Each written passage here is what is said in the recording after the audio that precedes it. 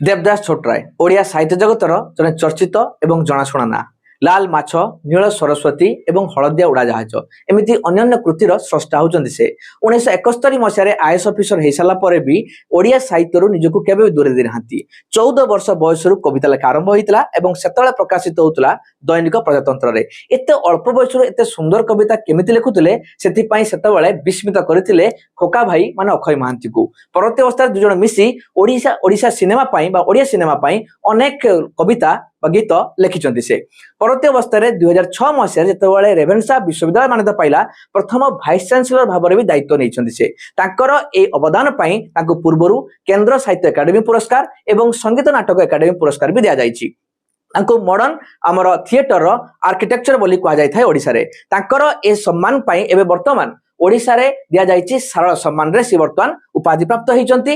ଏବଂ ଆପଣ ନିହାତି ମନେ ରଖନ୍ତୁ, ପଢ଼ନ୍ତୁ, ଜାଣନ୍ତୁ ଦେବଦାସ ଛୋଟରାୟଙ୍କୁ ଖୁବ ପାଖରୁ ଏବଂ କମେଣ୍ଟ ବକ୍ସରେ ନିହାତି ଭାବରେ କହିବେ କେଉଁ ଗଳ୍ପ ସଂକଳନ ପାଇଁ ତାଙ୍କୁ ଏ ସାରଳ ସମ୍ମାନ ଦିଆଯାଇଛି।